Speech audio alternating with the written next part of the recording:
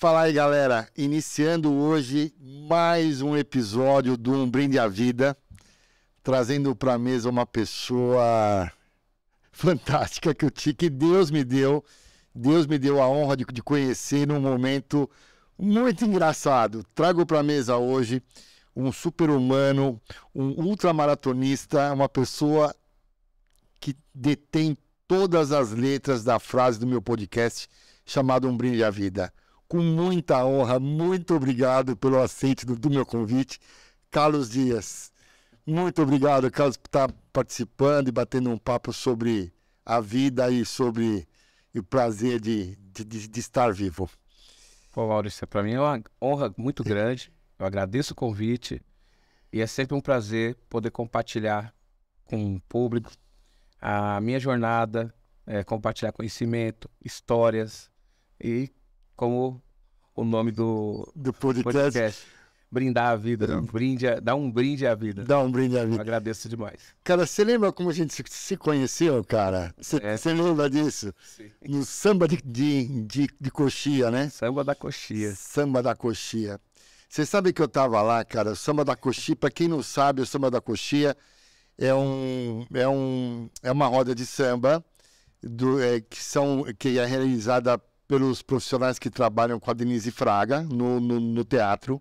E pós a peça, eles vão para a coxia, um leva um pandeiro, leva uma cuíca, um leva uma timba, né? E eles fazem um som. Sim. E acabaram levando esse samba da coxia para alguns lugares. E estava eu lá, né, prestigiando o samba, e você estava dançando. Você lembra disso ou não? Lembro. E o legal foi que assim, eu olhava para você, fazia assim, você olhava para mim, fazia assim, a gente se conhecia, né?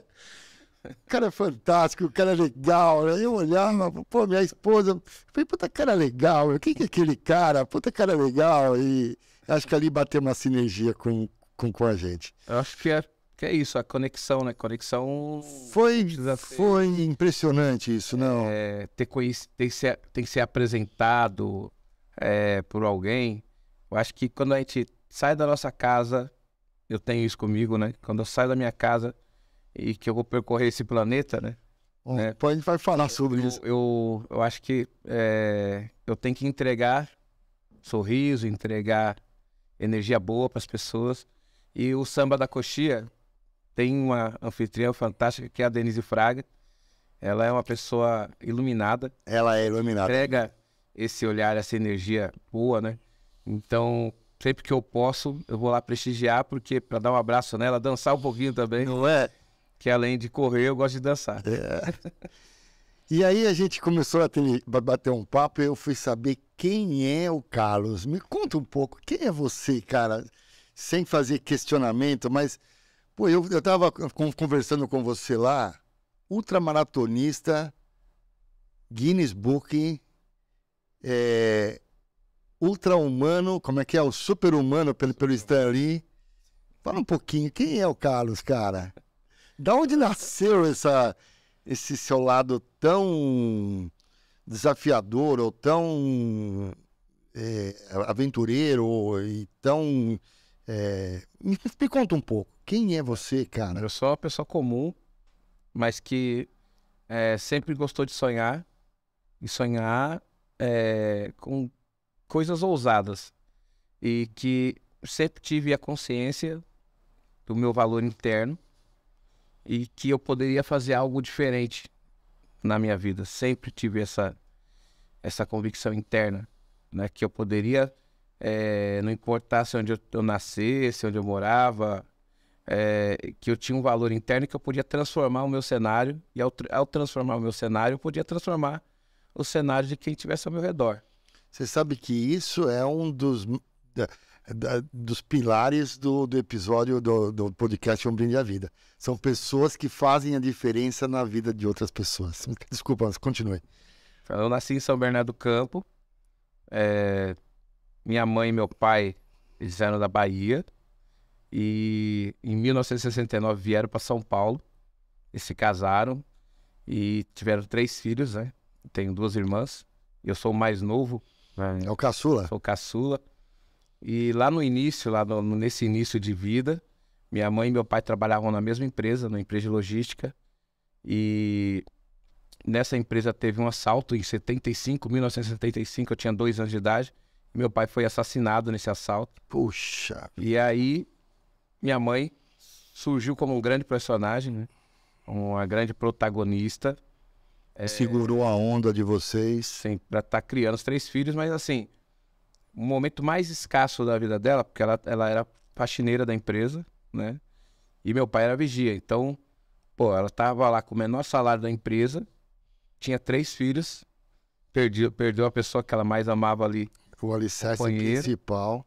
Então, o que que ela fez naquele momento ali? Por que que ela surgiu como um grande personagem? Porque ela olhou aquele momento de escassez e de adversidade e ousou sonhar, né? Ao invés de lamentar, ela ousou sonhar. O sonho dela era ver eu e minhas 2 irmãs na universidade, na escola, conquistando conhecimento. Então ela focou nisso. É como, se você for fazer um comparativo, é como se ela tivesse também sido uma ultramaratonista, Não tenho dúvida. percorrendo uma longa distância e teve que trabalhar muito a parte mental, Nossa, não tenho né, de nenhuma manter dúvida. constância e focar no sonho. Então ela conseguiu Resiliência ali. resiliência e ela conseguiu nesse sonho dela, né? E de acreditar diariamente que ela ia ver eu e minhas 2 irmãs na universidade. Ela trabalhou, manteve constância e conseguiu conquistar esse sonho, que é ver os 3 filhos formados. Eu me formei em administração de empresas, fiz pós em psicologia organizacional. A minha irmã do meio fez pedagogia e matemática. A mais velha fez ciências contábeis. Que legal. Então, quando minha mãe completou 50 anos de idade, a gente colocou ela para aprender a ler e escrever, que ela não sabia ler e escrever. E ela foi até o 2º grau. Que história linda. Né, completou o 2º grau. E um dia que foi marcante, assim, na jornada, foi ver ela ler uma vez uma revista de forma crítica, né? Não só olhar desenho, Sim. mas ela leu aquela revista de forma crítica. Então, questionando, né? Então, no momento que eu vi que minha mãe estava questionando uma coisa numa Ela entendeu, né? aquilo me bateu uma energia muito forte, assim, um mundo de possibilidades se abriu na minha mente, de que era possível a gente fazer qualquer coisa quando a gente mantém constância, quando mantém foco e entusiasmo na nossa jornada, sabendo que o mundo vai entregar caos para você, sabendo que vai ser... Nunca é fácil. Você vai ser questionado todo o tempo, você vai receber desafiado o tempo todo. Não o tempo inteiro, não é o que mais se recebe. Não vem na sua mão. Então você tem que manter isso para conseguir chegar e conquistar algo, né? E quando eu vi minha mãe lendo aquela revista, foi justamente isso que eu falei, pô, é possível. É isso que eu vou fazer. Esse sorriso no rosto já existia desde aquela época? Sempre existiu? Sempre, desde criança. A gente sempre fala assim, que as pessoas falam, pô, foi difícil a infância? Foi, perdi meu pai logo com 2 anos de idade. Mas a gente nunca deixou de brincar. A gente nunca deixou de sonhar. A gente nunca deixou de acreditar que podia fazer algo diferente, né? E até hoje, nunca é fácil conseguir Nada é fácil. as coisas. Nada você vai ter que manter uma firmeza ali para conseguir alcançar seus objetivos. E isso é gostoso. A vida é interessante justamente por isso. Porque se viesse tudo na nossa mão, vamos falar, dado, né? Você não daria valor, né? Você talvez não tenha o mesmo sabor. É lógico que a gente não quer que você vou fazer todas as coisas, tem que ser um esforço, sabe aquele esforço tremendo, não, tem que ser mais fluido. É o que a gente deseja para a sociedade mundial como um todo, para que as pessoas tenham a vida delas mais fluidas, que elas conquistem as coisas com mais oportunidades, né? Mas se não tiver isso e tiver um paredão na sua frente, tem que fazer que nem minha mãe fez na época. Pegar uma escada, colocar nesse paredão. Arregaçar a manga e vamos em frente. Subir degrau por degrau e olhar além daquele paredão. E ver possibilidades. Não só dificuldades, né? Você sabe que você falando isso, eu tô fazendo 60 anos de idade, né? E para mim, assim, 60 anos é uma idade muito marcante para mim, sabe? Muito marcante, muito marcante. Os 30 não aconteceu nada, 40 também não, os 50, mas os 60 tá me pegando, sabe? E a coisa que eu mais paro, assim, principalmente na moto, você sabe que eu ando de moto, né? Sim. É nesse momento de reflexão da vida, né? De as superações que eu fiz, né? E que todos têm, né? Para mim todo mundo é igual, todo mundo tem um desafio, né? Tem as suas vontades. Muitos acabam não realizando os seus sonhos porque desistem. Eu também não gosto de desistir, sabe? E eu decidi em algum momento chamar e eternizar, assim, pessoas que têm o mesmo pensamento que eu, sabe? Não estou falando o jabá de novo, mas esse Um Brinde à Vida é onde os 60 anos me trouxe. Cara, eu preciso falar com gente diferente, sabe? Sim. Gente que faz a diferença, gente que eleva o astral das pessoas, porque a gente vive num caos, né? Se você deixar, o mundo consome a gente, né? E eu falei, puta, eu quero estar do lado, né? Eu quero participar, eu quero compartilhar. Gente que tem um sorriso igual a esse, assim. Puta, muito legal, muito legal. Como que você começou essa trajetória de corrida? Você é ultramaratonista. Sim. O que é um ultramaratonista? Um ultramaratonista é você correr acima dos 42 quilômetros tradicionais. 42, 195 Puta metros, que né? pariu, não cansa não, cara. E correr prova de 100, 200 quilômetros. Não tem Tem vários tipos de provas de ultramaratona, né? Até provas de 1.000 quilômetros. Então, é uma prova de resistência, ultra resistência. As provas que eu sou especializado são provas de autossuficiência, onde você não pode receber Nem o auxílio ajuda externa. Você tem uma estrutura da organização, só que você tem que levar os equipamentos, comida, tudo que você precisa na mochila. Vai atravessar um deserto, uma selva, uma montanha durante 7 dias, numa distância média de 250 quilômetros.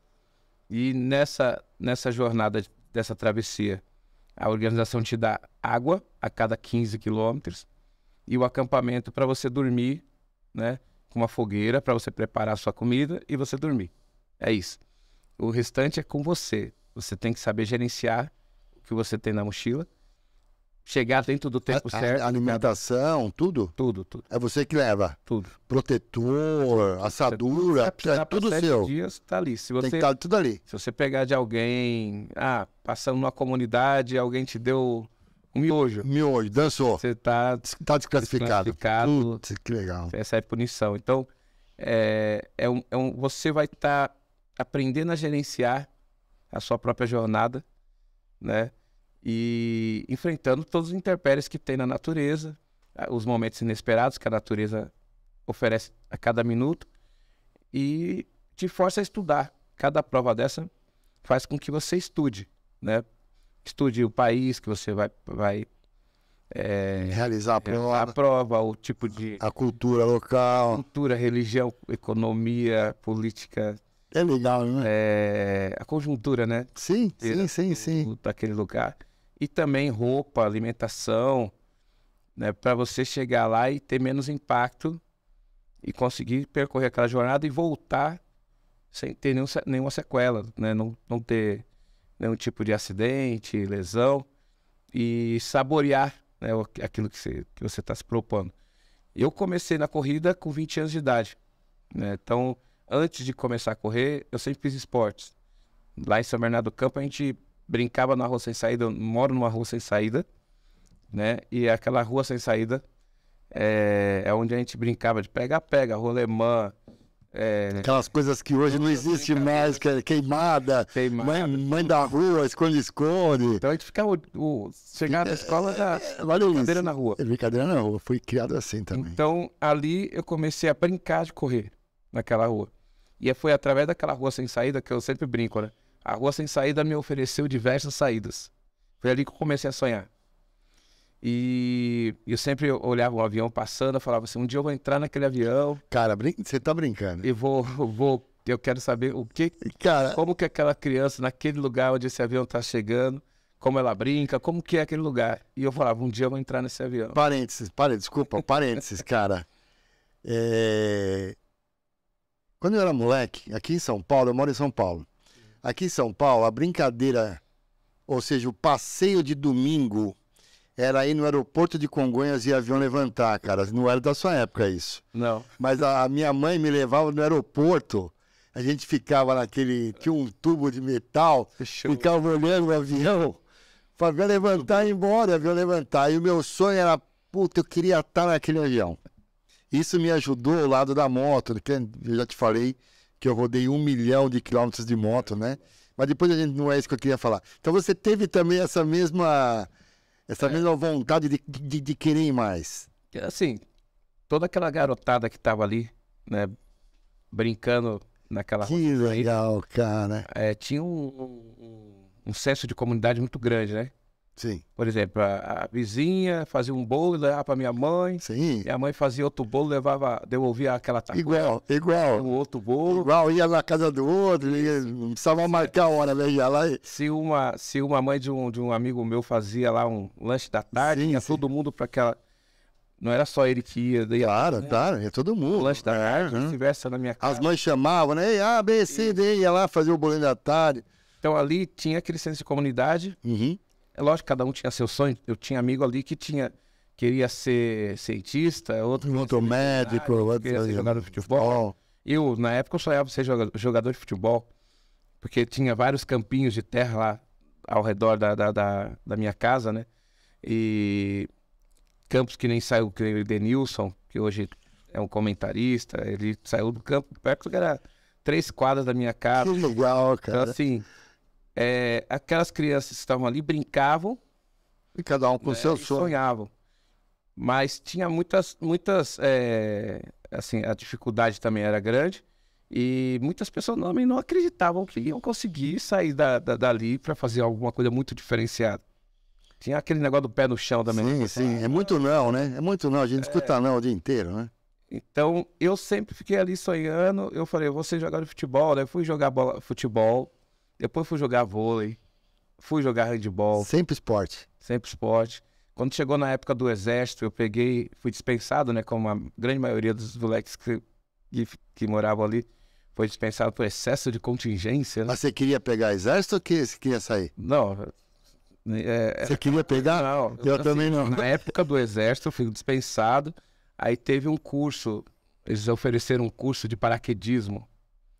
Então, sempre ligado ao esporte, né? Tô vendo. Ofereceram um curso de paraquedismo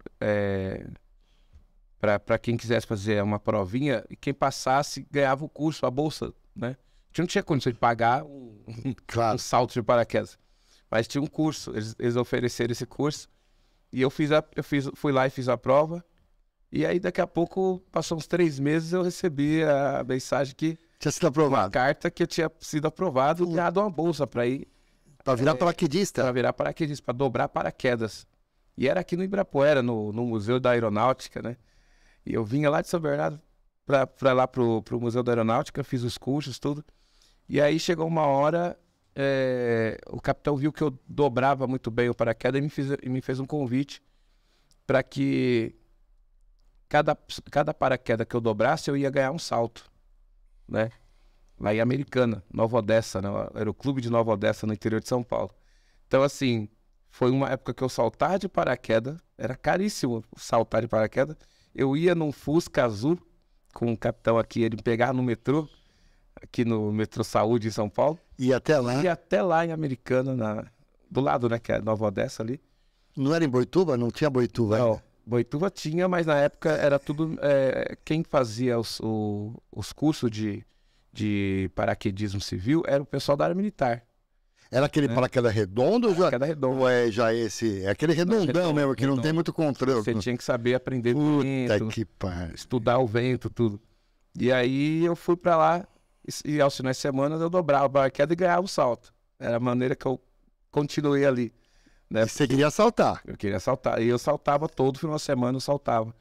Então ali foi uma fase muito legal, porque eu aprendi a ter os protocolos de segurança, a importância, né, de você respeitar cada A preparação, né? Como entrar no avião, a abertura, né? Aquela coisa do centro da gravidade e para até saltar para não ter nenhum risco. Então, foi a época que eu não tive nenhum arranhão. Medo no avião, não? Medo, sim. Medo sempre. Sim, é importante ter medo. Opa. A gente, o ser humano tem medo de falar medo, né? Que tem medo de alguma coisa. É importante que você tenha medo. Cara, a hora que você perdeu o medo, você se preparar mais.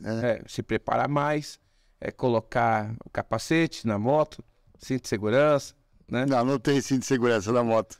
Não, o cinto de segurança no carro. Cinto de segurança. Sim, claro. Você vai ter o cuidado para não ficar tão exposto. Uhum. Então, que nem eu no meio, vou atravessar um deserto, então eu estudo tudo que eu vou colocar na minha mochila para atravessar aquele deserto sem ter um risco grande de ter um acidente, de repente voltar com a perna quebrada, alguma coisa assim. Então, o medo é importante. No paraquedismo, se você não tiver medo, você pode acometer um erro muito grande. Problema muito sério. É na moto. Você falou de deserto, cara. Então vamos... Você começou a correr, então virou um ultramaratonista. Eu comecei a correr com 20 anos. Com 20 anos. Curtas, de 10 quilômetros. Essas provas tradicionais que tem em todos os lugares, essas prova mesmo, né? Corridas de 10 quilômetros que teve aqui na Vila Prudente, uma prova. E aí eu gostei da atmosfera, né? Que era no domingo de manhã, pessoas de várias partes da sociedade. Várias idades, várias... Era o empresário, era a atriz, era o gari, todo mundo junto com o único objetivo de correr os 10 quilômetros. Todo mundo igual. É lógico que até aquele que ia correr e ganhar a prova com 30 minutos, o outro ia correr... Só para completar, um só para chegar lá. Toda caminhando, então cada um ia ter seu porquê, seu objetivo. Então ali eu falei, pô, adorei esse ambiente e é uma coisa que não atrapalha o meu dia a dia. Eu tenho que trabalhar, tenho que estudar, né? Então eu tenho que... isso aqui me agrada. Isso aqui é o esporte que vai fazer diferença na minha vida. Eu falei na primeira vez que eu fui correr. Eu não sabia o que era essa tal de diferença. E aí eu comecei a fazer provas de 10 quilômetros, de 15 quilômetros, que é a prova à distância da São Silvestre. E preparo. Não tinha preparo. Você começou a correr mais... Eu comecei a correr... Eu comecei a correr brincando na rua sem saída, depois na educação física da escola. Quando eu comecei a correr os 10 quilômetros, eu já fazia minhas ginásticas. Você começa a ter curiosidade de estudar, pesquisar sobre alimentação, sobre exercício físico, tudo. E na época a gente não tinha revistas com conteúdo, não tinha YouTube para falar tutorial, né? Você perguntava para um outro atleta. E aí já mesmo a tentativa ia, puta, assim deu certo. Aí eu fui fazendo até chegar na maratona. Inclusive ontem teve a maratona de São Paulo, aqui, a grande maratona, 42 quilômetros, né? Foi a minha primeira maratona, foi em São Paulo na época, em 95. E eu terminei lá em 4 horas e 40, né? É um tempo alto. Mas eu falei, pô, eu quero, isso aqui é o que eu gostei. Eu vou me preparar para chegar sem nenhum tipo de dor no muscular ou chegar mais inteiro. Era esse o meu objetivo. Que todo mundo, vou ganhar a prova. Na vida você tem que ter metas realistas. O sonho não pode ser aquele sonho, né, ilusório. Você tem que ter pé no chão. É legal, você sonha, mas tem que ter que seja realizável. Você mantendo a constância, você seja realizável. Não é uma coisa que você vai criar uma expectativa tão grande que você vai ficar frustrado. Não vai conseguir, vai se frustrar. Fantástico. Diminui as expectativas. Fantástico. E vai, né, com realidade. Então, eu falei, eu tenho que completar. Completei. Eu tenho que completar bem. Completei bem.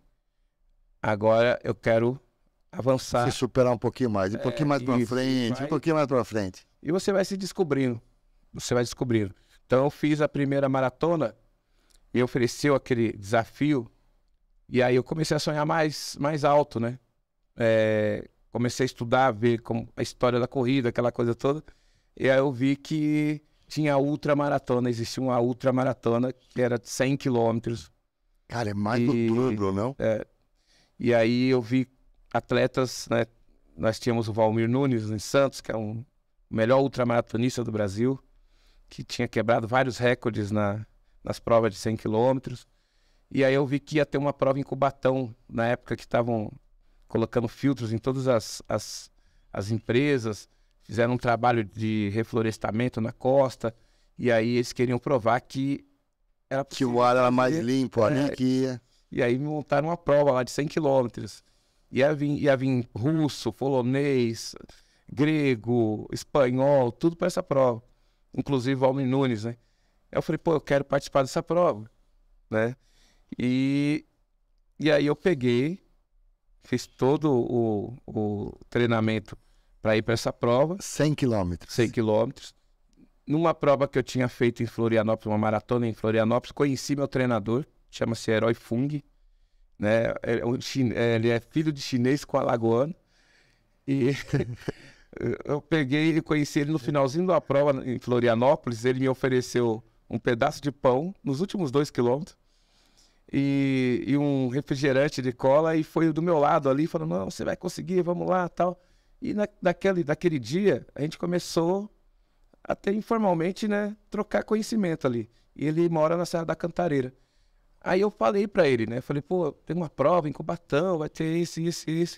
Eu queria correr essa prova. Aí ele falou, se você quer correr essa prova, então você tem que vir pra Serra da Cantareira, né? Eu vou te ajudar a treinar aqui. Você vai ter que treinar aqui na Serra da Cantareira. Então, durante a semana, eu corria da minha casa pro emprego, pra empresa, que eram 16 quilômetros. Era o meu horário de treino, era sair 4h40 da manhã e a meta era ultrapassar a linha de chegada, que era a empresa, até 7h30, que eu tinha que tomar um banho. Chegava e trabalhar. Então você já saía de manhã, indo para o trabalho e já fazendo um treino.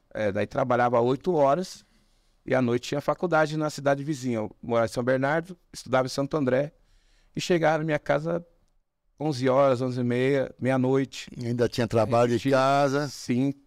Você não dormia na hora que você chegava. Então, no outro dia tinha repetir essa tarefa. O único dia que eu não treinava era segunda. O dia off. Só trabalhava e estudava. Então, você, quando quer alguma coisa, quando você faz aquele cone de prioridade, você tem que aprender, para formar esse cone, tem que aprender a falar sim e não. E também tem que aprender a receber não, para manter constância. Eu sempre falo para as pessoas que a minha vida foi construída com os tijolos dos nãos. Começamos lá, com a perda do meu pai lá atrás. E é justamente os nãos que fizeram com que meu DNA fosse fortalecido. E você vai aprendendo a ser mais criativo, você vai ficando mais assertivo, né?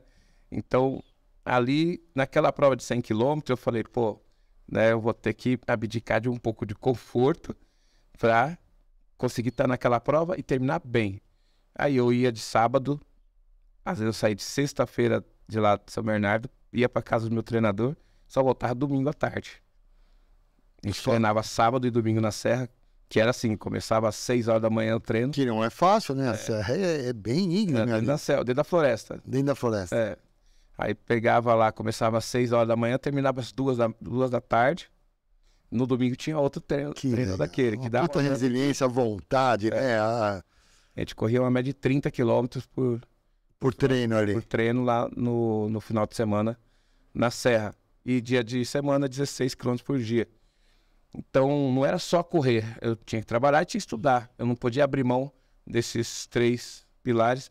Minha mãe sempre falava assim, nunca deixe de buscar o conhecimento, ele vai ser sua maior riqueza. Nunca deixe nada pela metade. Se você começa um projeto, vai lá, acredita, mantém constância, né? Mesmo que demore um pouco, acredita, não deixa pela metade. Senão você nunca vai saber como vai ser o final. Era ensinamento de uma pessoa que não era uma pessoa que tinha conhecimento acadêmico. Né? Não, ela tinha sabedoria de vida. Então isso eu aprendi muito com minha mãe. E aí eu fui para essa prova, terminei lá em 11 horas e 34 minutos. Meus parabéns. Na categoria eu fiquei em 3º lugar lá. Que legal, que legal. Perdi vários... que legal. Peso, né? Num dia só perdi tudo pra caramba, porque eu comi errado. Você imagina. Só comi purê de batata. Mas ali você tinha apoio externo ou não? Sim, era uma ali tinha, 10 quilômetros. Você podia parar, se alimentava, né? Mesas de fruta, de grãos, macarrão. E banheiro, como é que faz? Tinha tudo. Banheiro. Você podia parar para ir no banheiro. Então, ganhava quem fizesse menos hora. E é lógico, eu tava ali com os caras que eram os melhores do mundo. Putz. Era a minha primeira, então eu tava ali saboreando e celebrando tudo aquilo. O fato de apertar a mão de todos aqueles atletas, conhecer pessoas tão extraordinárias, assim, no mundo do esporte, né? E que se tornaram todos meus amigos. Até hoje, todo mundo se fala, um tá lá do outro lado do mundo, outro tá lá no sul do Brasil, outro tá na Amazônia. É isso, se comunica como uma família, né? Então ali, aquela prova, ela foi uma prova que falou assim, você pode ir para qualquer lugar do mundo. Foi a prova que me colocou uma energia a mais. De que eu poderia fazer o que eu quisesse. Você terminou bem. Terminei bem. Sem nenhuma lesão. Nenhuma lesão. E dali eu falei, eu posso pensar em qualquer desafio que eu vou buscar esse desafio, né? Vai dar trabalho? Lógico que vai dar trabalho. Eu vou receber? Não, também vou. Mas eu tenho que... Tem um foco, é isso que eu quero fazer. Na minha vida. E aí começou, né? A ultramaratona como ser a minha alma. Porque aí no ano seguinte tinha uma prova na África do Sul, de 90 quilômetros. E eu tinha visto que só tinha um brasileiro que tinha corrido essa prova. E aí eu coloquei na minha cabeça que ia ser o segundo brasileiro a correr a prova. Que legal. Então naquela época todo mundo me chamou de maluco, né? Muita gente me chamou de maluco. Você é doido. E patrocínio? E grana? Como é que você conseguiu?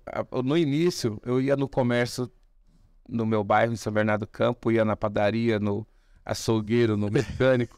E falava, no Rio de Janeiro. Não, tudo não, né? Não, o pessoal ajudava? A gente dava não e tinha gente que dava. Ajudava. E eu falava, ó, eu vou fazer uma parceria com você, eu vou levar o nome da sua empresa na minha camiseta, e eu vou pro Rio de Janeiro, vou para Porto Alegre. Então eu viajei o Brasil todo com o apoio dos pequenos comerciantes. Que os patrocinadores locais. Menores comerciantes, os menores. Que legal. Empresas. Que legal. Era arquiteto, era dentista, era auxiliar. Que cara que acredita, que também é empreendedor, sabe o que conhecia no dia a dia. Não, e sabe que também no negócio dele não é fácil, né? Então, e eu falava, cara, eu acredito em você. Isso daí, que legal, bom dia divulgar. Mas eu falava, que legal, o cara ajuda mais no pessoal mesmo. Aí o que eu fazia? Como eu consegui o apoio, né, que era de 1, 2, 3, 4 comerciantes, eu ia lá no jornalzinho do bairro, ou no jornalzinho da universidade, e falava, vamos fazer uma matéria para falar desses caras que me apoiaram. Que legal, que legal. Aí, é isso aí. Normalmente o jornal gostava da história, fazia lá um textinho, e aí embaixo tinha os agradecimentos. E tem que agradecer, né? Porque eles te proporcionaram o seu sonho. Sim. Uma parte do seu sonho. Daí eu levava, por exemplo, chegava no Rio de Janeiro, voltava com a medalha de participação. Nossa, que emoção. Aí eu chegava lá na padaria, tirava foto com o dono da padaria, ou deixava a medalha lá pendurada uma semana. Ia lá no mecânico, a mesma coisa. Então eles se sentiam parte daquele desafio. Porque eu ia e voltava para falar como foi, né? E isso foi crescendo. Até que chegar nessa prova da África, por exemplo, da África do Sul, que foi uma das provas que eu recebi mais não, né, no início. Eu fiz lá várias propostas de patrocínio e foram 400 nãos. A parte de governo, parte de incentivo do esporte, não, nada. Nada. Se eu fosse esperar, eu não saía de São Bernardo. Nada. Você sair. Não tem. Não. Foi. Galera, fica a dica, nós estamos falando com super-humano brasileiro, fica a dica. Quem mexe com esporte, por favor, incentive as pessoas. Mas vamos lá, não. E assim, no meio dessa coisa, você colocar e desenhar um projeto, que nem eu falei, eu vou correr na África do Sul, 90 quilômetros. Então, quase ninguém tinha ido, só tinha um brasileiro que tinha ido para lá pô, era muito mais fácil a pessoa falar, você é louco, você pode se quebrar, pode ter uma lesão. Lá, você tá lá. Várias sim, né? Eu conheço essa história. E aí eu mandei proposta para vários tipos de empresas, desde a pequenininha até a grande. O que acontecia quando eu recebi o não? Eu falava obrigado, né? Continuava e comunicando, mantendo a mesma constância. Eu ia da minha casa para a empresa correndo. E quando alguém perguntava para mim, por que você tá correndo, tá com... Cada vez mais... Você tá querendo economizar na passagem? Até para mostrar pro cara que falou não, que... Né? Não. Nunca precisei fazer isso, para mostrar para alguém. Assim, falar, cara, eu sou o cara, né? Nunca tive esse foco. Tá. Porque desde pequeno minha mãe sempre falou, você tem valor. Uhum. Então quando você parte da sua premissa que você tem valor, Um elogio, uma crítica externa não vai fazer barulho. Parabéns. Não vai fazer barulho. Fantástico. Eu sempre até falo com meu filho, ele tem 16 anos hoje. Eu falo, você já se olhou no espelho? Já pegou o espelho, já agradeceu? Ou já se elogiou no espelho? Parece uma Já coisa brindou maluca, a vida, né? Eu sempre falo assim, pô, você tá fantástico hoje. E eu falando pra mim mesmo. Primeiro você tem que se elogiar. E não criar expectativa em relação ao elogio externo. Sim. Você tem que se elogiar. Porque se você criar expectativa com o elogio externo, você se frustra, aí entra numa área perigosa que é o desânimo. Ah, ninguém me elogia, ninguém... Entra no desânimo. Então eu já parto da premissa que eu posso sim, eu tenho capacidade, eu tenho... Muito bom, muito bom. E aí o elogio ou não... Não importa. Não vai ser... Não é tão forte. Tem impacto. É lógico que todo mundo adora... Ser elogiado, claro. Mas se você criar essa expectativa, você não avança. Fantástico. Então, na época, eu pegava, recebia o não. Obrigado. Era não telegrama. Era esperando na recepção da empresa. Olha, nesse momento não vai dar.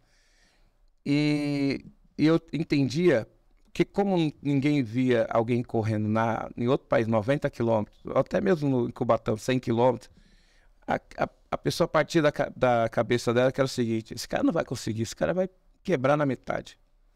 Ele vai se acidentar lá, vai desistir, vai morrer na prova. É assim. Ele não vai ter um ataque cardíaco. Isso. Porque é uma coisa muito nova. Não mostrar na televisão, ó, correu 100 quilômetros, não tinha isso. Então eu entendia também o não. E eu agradecia e vamos embora. Então eu mandei 400 não. Normalmente a pessoa desiste. Ah, não é pra mim, tchau, né? Eu continuei comunicando, virei chacota. Esse 400 não é verdadeiro ou é forma de falar? Não, verdadeiro. Você recebeu 400 não. E nessa brincadeira, quando eu tive os 400 não, eu peguei um papel e coloquei lá, dia 10 de junho, 1998, às 11 da noite. Esses 10 de junho, às 11 da noite, era o horário do voo. Eu vou estar lá. Eu vou lá, o dia 10 de junho, eu vou estar lá. Eu vou para a África do Sul. E aí, quando eu chegar na empresa, o segurança pegar e falar, pô, Carlinhos, o pessoal me chamar de Carlinhos, você tá economizando dinheiro da passagem, né? Você tá vindo correndo? Eu falei, não, porque no dia 10 de junho eu vou para a África do Sul. Eu vou para a África do Sul. Nossa, caramba, que legal. Tem patrocínio? Ainda não. Ainda não. Aí quando você falar ainda não, aí virava... virar chacota. O Carlinhos vai para a África do Sul. Mas, ironicamente. Aí vinha o pessoal do escritório, os amigos vamos falar assim, o pessoal que te conhecia no bairro. Então as pessoas começavam a olhar aquilo como uma coisa assim, Carlinhos vai para a África do Sul, mas tirando um barato, né? Virando chacota. Então, eu falava sempre assim, eu vou, dia 10 de junho eu vou para a África do Sul. E eu sabia que ia virar gargalhada quando a pessoa perguntava logo de cara, e o patrocínio? E a grana? E a grana, né? Não, ainda não. Mas eu vou. Dia 10 eu estarei lá. Eu vou. Mas se não conseguir... O querer é poder, né? Sabe, e se você chegar dia 10 de junho... eu vou. Eu falei, dia 10 de junho eu vou. Então a pessoa acha que você é maluco. Até que chegou um dia que eu estava indo trabalhar, o presidente da empresa que eu trabalhava me ofereceu carona, não quis, tá chovendo. E ele falou, pô, você vai ser atropelado no acostamento e tal. Por que você tá fazendo isso? Eu falei, porque dia 10 de junho eu tô indo pra África do Sul, eu tô treinando. Você falou pra ele? Daí ele foi embora, sem entender nada. Aí me chamou pra conversar, né? Aí me explica esse negócio de 10 de junho. Que porra é essa? Eu pedi férias, né, pra junho e tal. Dia 10 de junho eu vou correr na África do Sul. Tô treinando pra ir pra África do Sul. Tá, mas e patrocínio? Mesma coisa. Falei, ainda não tenho, mas eu vou. 10 de junho eu tô indo pra África do Sul. Aí ele pegou e falou assim, então dia 10 de junho você vai pra África do Sul. Te deu patrocínio. E a empresa vai junto. E foi a empresa, foi a única empresa que ele foi junto com você. Patrocínio que me bancou pra África do Sul. Aí ele foi junto? Não, a empresa. A empresa? Patrocinou. E aí eu fui para o dia 10 de junho, às 11 da noite, eu tava dentro do avião da Ação Teatro. Cara, parabéns. Que isso daí linda. Virou, né? Coisa linda. Aquela coisa assim, a emoção foi muito grande, parecia que eu tinha ganho a prova. Posso imaginar. A primeira pessoa que eu falei que eu tinha conseguido foi com a minha mãe. Que legal. Desculpa te perguntar, sua mãe tá viva ainda? Não. Aí eu peguei e falei pra minha mãe, mãe, eu vou pra África do Sul, né? A empresa vai pagar. Daí ela pegou e falou assim, não acredita em tudo que eles falam, porque às vezes eles falam que vai fazer e não faz. Mãe, ele apertou minha mão, né? E ele falou que eu vou pra África do Sul. E é o fio do E ele bigode. cumpriu, né? Cumpriu o combinado. Na verdade, ela não queria que você se frustrasse, né? Não, mas ela sempre foi pé no chão. É, pé no chão, exato. Mas O pessoal falei pra ela, fala, mas ele na hora, apertou né? a minha mão. E como se você, assim, se o cara apertou minha mão, não importa se ele fosse Claro. presidente do É o fio, Japão, é o fio do bigode. ia ter que cumprir. É o fio do bigode. Cumprir.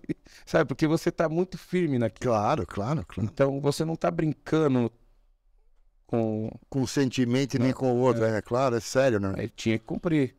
E aí eu fui, quando eu voltei, fizeram uma festa, tudo.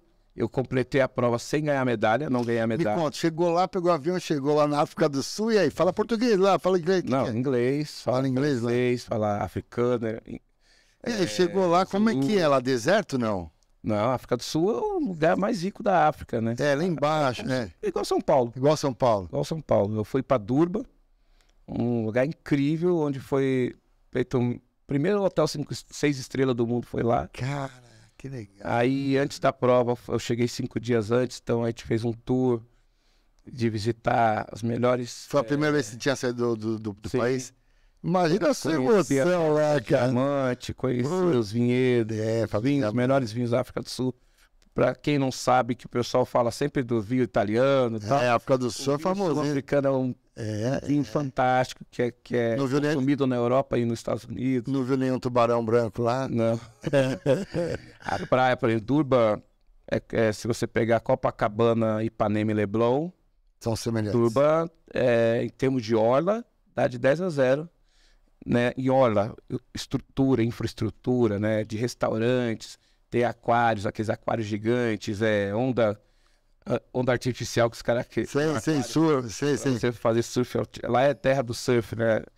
E tem muita história ali em Durban, né? Então, E aí você encontrou a galera que faz já isso, que faz ultramaratona. Você foi fazer ultramaratona. lá tinha gente do mundo todo. E já o pessoal que estava aqui quando fez em Cubatão ou era gente nova? Era outra Gente galera? do mundo todo. Aqui são provas totalmente diferentes.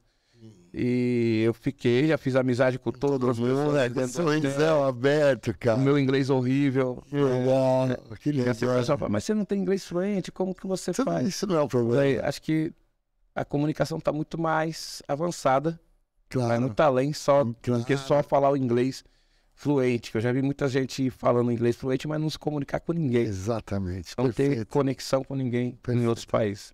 Então, eu fui para a África do Sul, tive uma recepção maravilhosa. Fiz uma prova que tinha 14 mil corredores na época, em 1998. Ultramaratona com 14 mil. É a prova mais famosa da ultramaratona, como se fosse a maratona de Nova York, né?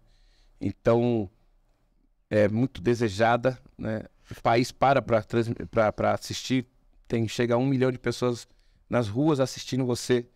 Então você vai estar subindo a montanha pela estrada e as pessoas estão te aplaudindo o tempo todo. Puta energia da galera. Música, aquela energia incrível. E eu, nessa época, para você conseguir a medalha, você tinha que completar em 11 horas. Eu fiz em 11 horas, 1 minuto e 27 segundos. Eu não peguei a medalha. Ah, meu. Só que assim, para mim, Tudo bem. não, tudo bem não, foi fantástico.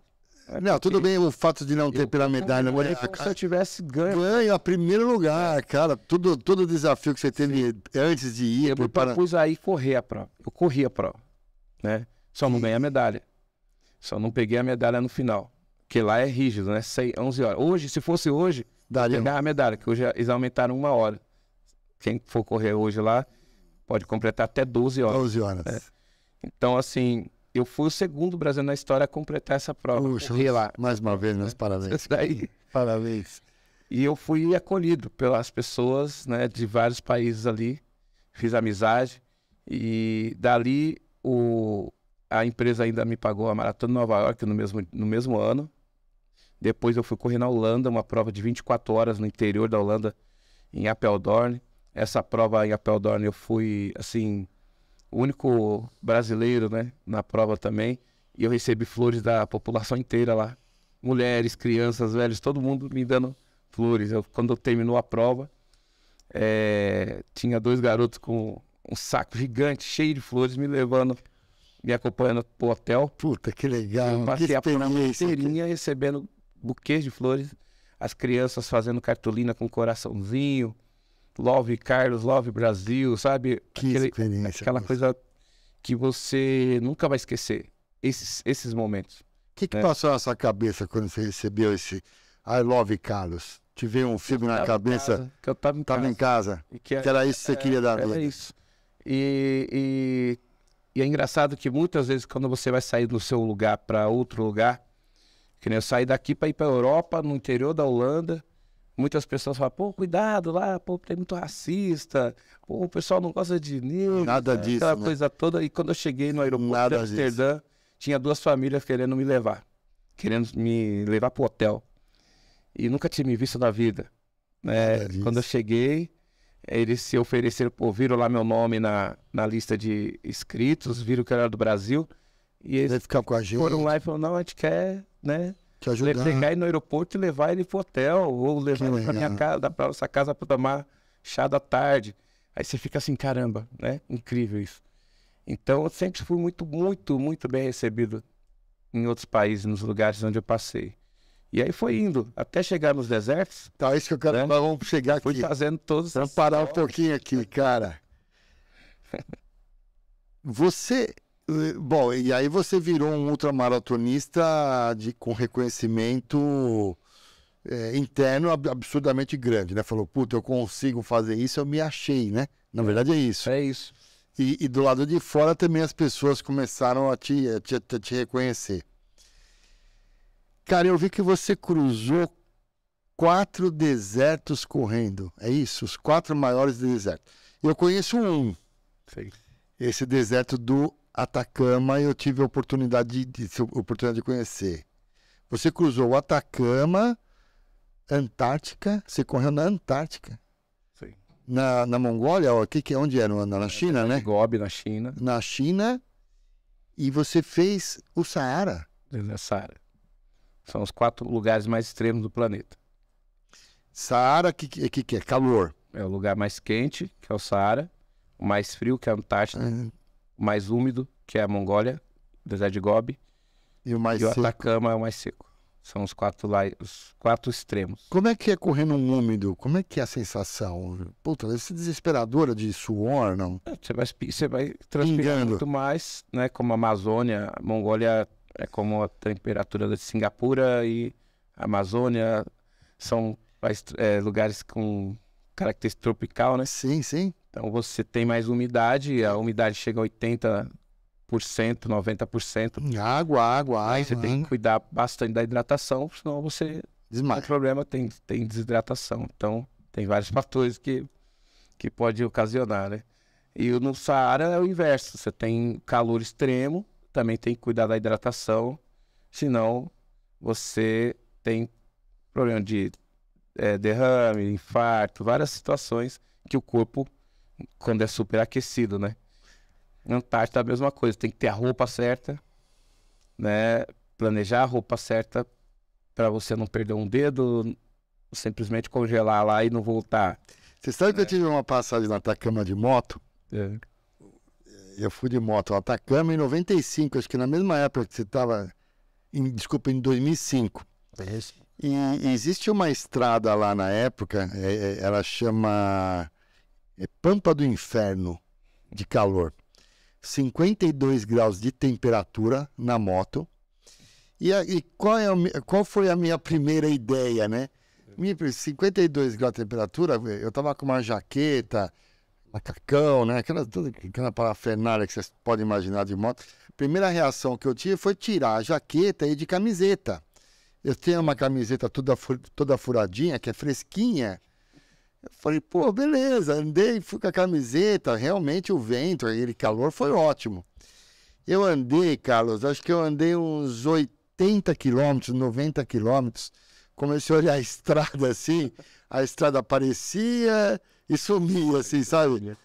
E aí eu parei num posto, tem posto, quando eu parei eu estava totalmente desidratado, próximo a um desmaio, assim, com um nível... Já tá quase delirando já. Já estava delirando, né? Eu não tinha mais água, porque eu fui suando e a moto foi jogando minha água fora, eu não repunha, foi embora e eu sequei. Eu imagino você correndo um Atacama. Dos 4, qual foi o mais difícil? Acho que cada um... Atacama. Atacama? Atacama, ele assim, cada ambiente desse aqui tinha uma característica dele. Sim, Que é acho que eu queria saber. Em Gobi é umidade, pedra. O solo é aquele. É que é uma pedra É mesmo? rocha, você tá subindo, descendo montanha. Ele tem subida, ele é plano ou ele é... Todos. Subida e descida. Sobe a 5.000 metros de altura. 5.000. Pega planície, que é os steppes, que eles chamam de steppes, né? E você... Entra em gruta. Mas assim, é uma característica de... A temperatura não chega a ser uma temperatura tão alarmante assim. Chega a 40 graus, mas ela não é igual você pegar 54 graus do Saara. Então, aqui você tem que preocupar com a hidratação constante, porque a umidade te consome muito, né? Você sente... assim, a exaustão é muito fácil chegar à exaustão. E mudava só saía da planície, subia a montanha, voltava para a planície. Mas era a mesma característica. E quando você corre em grupos ou você tem algum momento individual? Você fica sozinho ali? Às vezes você tem alguém que tem o mesmo objetivo, mas geralmente se dispersa. Só que a maior parte do tempo, às vezes passa o dia inteiro, só você e a natureza. E o que passa na cabeça do Carlos? Tudo. Passa a sua vida inteira ali dentro. Fica horas ali. Para você planejar a sua vida 10 vezes, né? E que tipo de pensamento vem? É ruim. Você não pode abrir margem para pensamentos que são limitantes, né? Eu sempre vou abrir margem para pensar nos melhores momentos da minha vida, no momento mais difícil que eu esteja vivendo naquele ambiente. Quer dizer, quando vê um problema, eu não vou ficar... Você vai enfrentar um problema e vai tentar... Eu foco na presença daquele ambiente. E quando eu saio daquela presença, vamos falar assim, mental, eu saio da presença do momento difícil do deserto. Aí eu foco, por exemplo, nas brincadeiras que eu tinha com meu filho. Vai vir no filme, né? Isso, penso nas crianças que estão no hospital lutando contra o câncer. Eu penso nos momentos, nas conquistas que eu tive, nos momentos bacanas que eu tive com meus amigos, das brincadeiras, das risadas. Você se apega a coisas que te traz prazer, que te traz momentos de brindar a vida. De brindar a vida. Então, você não fica apegado àquela coisa, pô, será que eu vou conseguir? Você colocar dúvida no seu projeto, você mesmo, você desiste. Ou, se você começar a falar, nossa, mas é muito difícil. Você já sabia que ia ser difícil. Então, né, saboreia cada pedacinho. Eu sempre falo assim, cada quilômetro tem que ser saboreado como se fosse chocolate, né? E em algum momento você falou, puta, isso não é pra mim, puta, que eu tô fazendo aqui. Então, a mente vai pegar e fazer, isso não é só na corrida, em qualquer área da vida. A mente, quando você tá num projeto ousado, ou projeto que você, não importa o trabalho que você esteja fazendo, a mente vai falar, por que você tá fazendo isso? Por que você tá aqui? Aí você tem que ter um porquê forte para responder essa pergunta. Se você não tiver um porquê forte, e não importa o porquê, cada um tem o seu porquê. Se você não tiver um porquê forte, você desiste. Para ali mesmo. Você para. Você vai falar assim, não preciso disso. Acabou. Você vai se convencer que você não precisa de ir em frente. E sim, o corpo vai te levar sempre a uma coisa mais amena, né? Não superar tanto. Isso. Na moto, você sabe que tem a mesma coisa. A moto, apesar de você estar sempre com um companheiro, às vezes viaja sozinho, mas com um companheiro, é ali no silêncio do capacete que você também tem esse filme. Sim. Anda horas, né? 10, 12 horas na moto. Obviamente que eu tenho um motorzinho no meio da perna, não tenho essas pernas que você tem. Mas o momento flow ali, que eu chamo, o momento de pensar na vida, de falar, puta, mal, isso aqui foi legal, isso não foi, puta, minha filha, minha esposa, o trabalho, poxa, pra mim é uma terapia maravilhosa isso aí. E cada vez mais eu quero ficar mais longe, mais longe, e mais longe, e mais longe, e o preparo, só que no meu preparo ele é menos físico e mais, às vezes, no equipamento, né? Sim. Porque eu também vou no meio do deserto, se quebrar eu morro lá. Sim. Não tem nada. E mesmo, muita gente pensa que a gente tem que ter uma força só muscular, né? A força física extraordinária. E a maior força que nós temos num deserto desse, qualquer desenho, qualquer desafio desse que eu tenho, Acho é a que força mental. realmente, né? Ela te leva a muito além do que você possa imaginar, né? Nós temos uma força, cada um de nós temos uma força muito grande e a gente não usa nem 5%. A gente não usa 5% da nossa força mental para chegar e ir além dos nossos... Para se da superar, resolução né? dos nossos problemas, da conquista dos nossos objetivos. A gente se acomoda, na grande maioria, naquela zona de conforto que você saiu para subir a montanha, mas não chegou no topo, está no meio. Isso tem uma pesquisa que é do Paul Stutz, que é um americano que lançou um livro chamado Desafios e Oportunidades, até fica a dica para quem tá ouvindo o podcast aí. Ele fala sobre o coeficiente de adversidade. E desse coeficiente de adversidade, se o seu coeficiente de adversidade for alto, você enfrenta todas as adversidades com uma postura mais animadora, mais entusiasmada e com muito mais fluência. Ou você entra no estado de flow. E ele destacou que nós temos 3 tipos de seres humanos no planeta. O primeiro, 10% são desistentes. Você apresenta um projeto para aquela pessoa, um desafio. 10%? 10% essas pessoas simplesmente nem começam. Ah, nem começa. Ela simplesmente fala, não é pra mim, não é pra mim, consigo, eu não tenho recurso algum. Puxa. Eu não consigo. Ela mesmo tá falando para ela que ela não consegue. Já é uma pessoa São 10%. derrotada, né? Não entusiasmo essa palavra, mas... Mas isso não quer dizer que ela vai mudar, que ela não possa mudar. Sim. Só que logo no início ela pega assim e fala, não, para mim. Que ela acha que ela não tem ferramenta para isso. 80% fica nessa zona que eu falei, que é a zona do conforto, que começa um desafio, coloca a mochila nas costas, vai lá para começar o desafio, quando tá lá naqueles steps, naquela graminha gostosa, né, com água cristalina, tudo, ela continua. Quando começa a vir pedra pontiaguda, um vento mais forte, um friozinho a mais, um calor a mais, o que ela faz? Ela pega a barraca, fala, puxa, vou desistir. entra no saco de dormir, não vai desistir. Ela entra no saco de dormir, pega aquela sopinha gostosa que ela tem lá, entendeu? Pega o celular e assiste o Netflix ali. E ela acha que já conquistou. Já fiz muito chegar até Não, aqui. aqui já, fantástico, conquistei. Mas a proposta dela era subir até o topo da montanha, atravessar o deserto inteiro, terminar o projeto. E ficou ali, e ali é uma zona da morte, que é a zona mais perigosa que o ser humano possa ter, que é ficar no sofá, achando que tem todo o conhecimento possível, que já conquistou tudo, e ali ele começa a paralisar, ter uma paralisia mesmo de atitude. E aí ele não segue em frente do objetivo dele de saborear uma visão mais ampla, de compartilhar não só alegrias, mas frustrações, e ele fica ali, achando que aquele... Tá no mundo dele, acabou. E não tá protegendo. É o pior dos casos, né? Tá ficando estagnado e atrofiando a sua musculatura. O que é a sua musculatura? Mental, física, tudo. Social. Social, principalmente a social. E o outro perfil é o alpinista. Você mostra um projeto para ele. Ele olha o projeto, sabe dos riscos que tem esse projeto. Ele vai junto.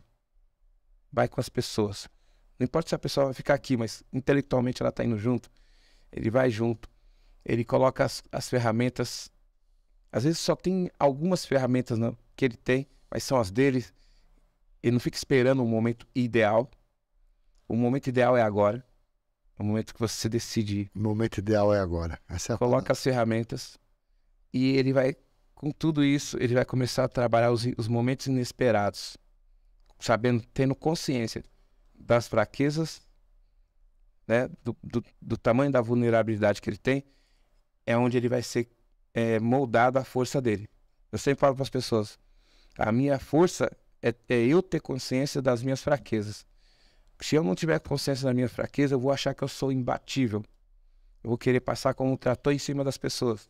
E aí é o momento que eu vou sucumbir e eu não vou conseguir chegar lá. Tenho com 60 anos quase certeza de que você está dizendo. É isso mesmo. Então Tem que ali, respeitar as nossas fraquezas e tentar superar. sim. Então, cada deserto desse aqui, eu procurei me apegar a pessoas que eram pessoas apaixonadas daquilo que elas faziam. Um fisioterapeuta, o meu treinador, que ele se doa para outras pessoas. Meu filho, né, que É tudo, ele é é tudo. tudo. A história que meus pais construíram, Tiveram. o meu sonho de estar lá, os atletas que iam participar daquele projeto, que são meus grandes amigos, a própria natureza. Então eu me apego de tudo isso daí. A experiência, o momento, né? Isso. E aí quando eu completei esses 4 desertos aqui, que eu peguei, fui para esses ambientes que era meio que inusitado. Para muitas pessoas achavam que era praticamente impossível chegar ali naquele ambiente. Imagina um cara que tá brincando na rua de saída em São Bernardo do Campo. Cruzar o deserto do Está Atacama. na Antártida, Está na Antártica. no Atacama. Antes desses 4 aqui, meu filho tinha nascido. Eu não cheguei a contar essa história. Dia 2 de janeiro de 2007. Ele nasceu. Como a mãe dele ficou 9 meses com ele na barriga, eu peguei no dia do nascimento, eu falei, eu vou puxar meu filho. Eu vou ajudar o médico a puxar o meu filho. Fiz a proposta pro médico. Aí, no início, ele... Não, você pode assistir. Não, eu quero ajudar. Quero tirar. Puxar, eu Quero ficar tirar. lá. E aí eu consegui convencer o médico. Puxa, não foi parto normal ou Cesariana. cesariana? Eu, juntamente com o Que médico... puxei experiência meu filho. maravilhosa. Então, que assim... Quando eu puxei meu filho, que eu senti ele aqui, o calor dele, todo ensanguentado na minha mão, veio uma força, um sentimento que eu era tipo uma pessoa que podia fazer tudo a partir daquele momento. E foi interessante que a partir na hora que eu peguei meu filho no colo, eu olhei pro médico, eu falei pro médico, naquele dia eu falei assim, eu vou, a partir desse momento aqui, eu vou cruzar o meu país inteiro correndo para agradecer esse momento. Né? Eu fiquei praticamente uma semana inteira chorando, né? De alegria pelo nascimento do meu filho. O meu foi o seguinte, eu também assisti, só que completamente diferente de você, eu não queria ver, eu só queria receber depois que nascesse. A hora que nasceu, né, que veio pra mãe, que pegou, que eu olhei e comecei a chorar, né, obviamente, eu sou muito emotivo, se eu escuto o hino nacional eu choro. Comecei a chorar, o médico pegou, o anestesista pegou, vem aqui um minutinho, me tirou da sala que provavelmente eu ia desmaiar. É diferente das coisas. Mas continua. Foi uma coisa assim, que tão impactante que eu peguei e falei pro médico, eu vou cruzar o Brasil correndo. Ele deu risada, né? E você cruzou. O remédio pra ele que ele tá delirando. Isso dia 2 de janeiro de 2007. No dia 27 de maio de 2007, depois que eu troquei a primeira fralda, dei o primeiro banho, fiquei várias noites acordando na madrugada pra ajudar a mãe, a dar uma alimentação. Aí, dia 27 de maio, tava eu e minha mochila. Peguei a mochila, fui lá pra fronteira da Guiana Francesa. A gente fala muito desse negócio de patrocínio. Na época tinha uma empresa de sandália, não era tênis. A única que apostou lá na época pra tá pagando uma parte do patrocínio, eu precisava de um valor. E aí não era corrida, era por você. Era uma corrida, era corrida, mas... Era uma corrida... Eu que desenhei toda a corrida. Mas era pra você, não era um evento de nada. Pra agradecer meu filho. Pra agradecer o filho. Você criou o seu evento. E aí eu consegui uma empresa com 20% só do patrocínio. Aí eu falei, pô, eu vou pegar e vou construir o restante na estrada. Né? É lógico que todo mundo chama você de doido, maluco, mas não vai dar. Não sei. Chegou lá em cima, fiz palestra na prefeitura do Iapoque, o prefeito da cidade mobilizou todas as escolas, né? A cidade, da imprensa divulgou. Fiz palestra no Exército de Fronteira da Guiana Francesa, né? Em Cleveland do Norte, imagina, lá no final do Brasil. E aí o comandante do Exército falou assim, olha, você vai passar por um trecho muito perigoso, que era a distância do de lá do Oiapoque até chegar em Macapá, que é a capital do Amapá, eram quase 600 quilômetros de estrada de lama. Não era de estrada de... Lama, Era Lama. lama. É a 382, não? 282, né? Não é 282. É. A que cruza o Oiapoque é o 163. Se eu não me engano, 163 ou 168. E aí eles pegaram e falaram, a gente vai estar junto com você, a gente vai dar uma escolta. Imagina, eu ter uma escolta do Exército Do Exército Brasileiro, você Nada oficial de pegar. Sim, sim. É. Falou, não, a gente vai estar até Macapá Vai te com ajudar. você. Aí cheguei em Macapá, Sensacional. colocaram aqueles caras de moto, né? Sim, os Eles batedores na Eles frente. montavam a tenda, me servia açaí, aquela coisa toda. E aí quando cheguei em Macapá, tava toda a imprensa, né? Me esperando lá.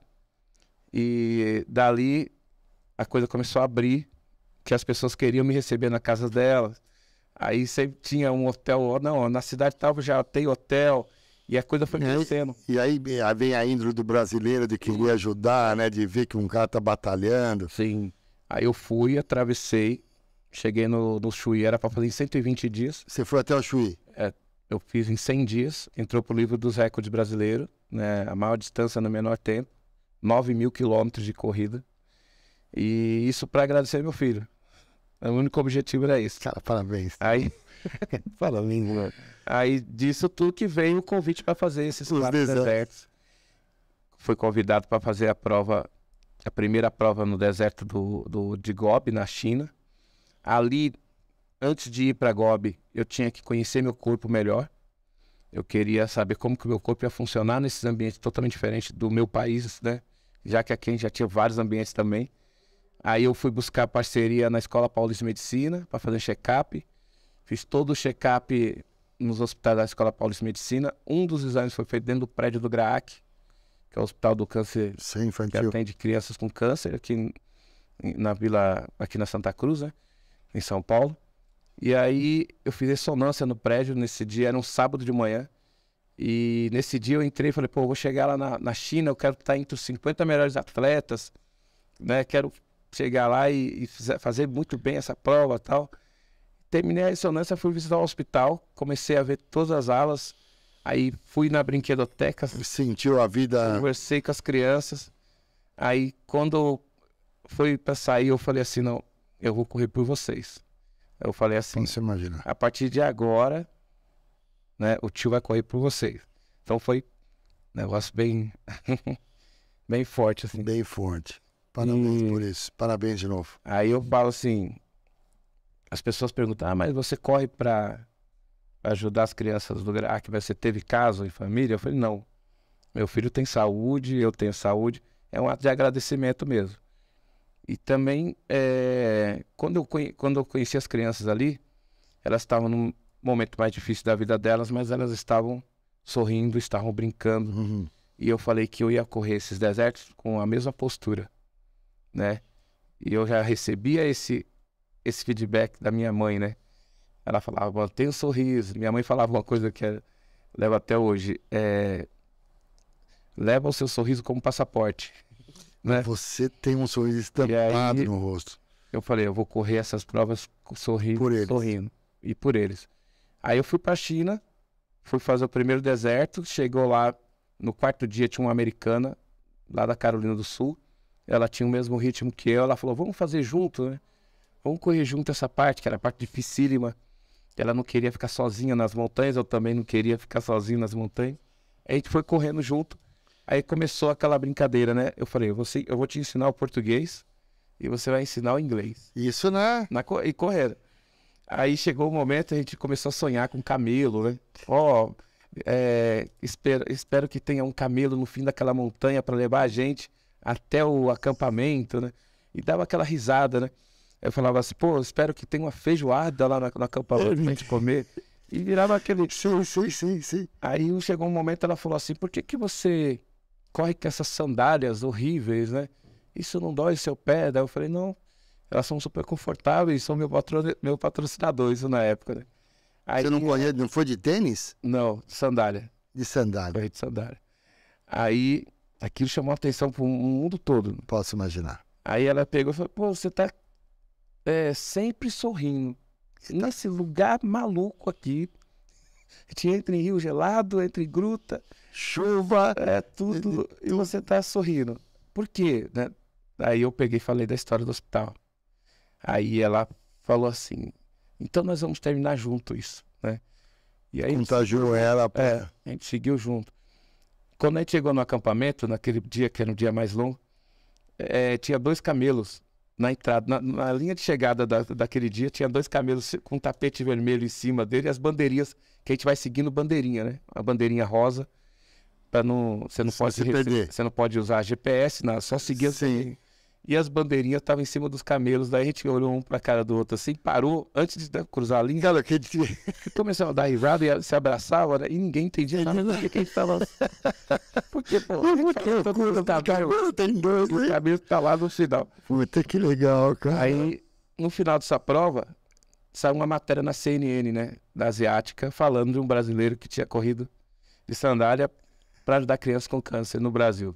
E quem tinha feito a matéria era essa menina que correu comigo. Eu não sabia que ela era jornalista. Ela era jornalista, quer dizer, ela foi fazendo a jornada dela e já foi fazendo uma matéria pro trabalho. Eu sabia, por nenhum momento. Que pariu, que e legal. a partir dali... Parabéns de novo, cara. Parabéns de novo. A partir dali eu falei que a minha corrida não poderia ser só por um metal, uma medalha, ou por um recorde. E que aquela corrida tinha que ter um significado maior. É um recorde pessoal, né? É uma conquista pessoal muito nobre da sua parte. Falei, parabéns. Nem pessoal, assim, se fosse ter passar uma mensagem.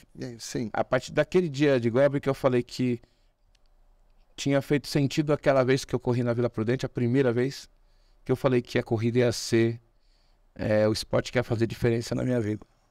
E a forma que o esporte faz diferença é transformar quilômetros em cura, né? Que é não simplesmente pegar e correr, entrar numa corrida para falar eu sou melhor que esse aqui, mas que a minha corrida entregue uma mensagem, que as pessoas não desistam dos seus projetos, dos seus sonhos, dos seus objetivos, da sua gentileza com as pessoas.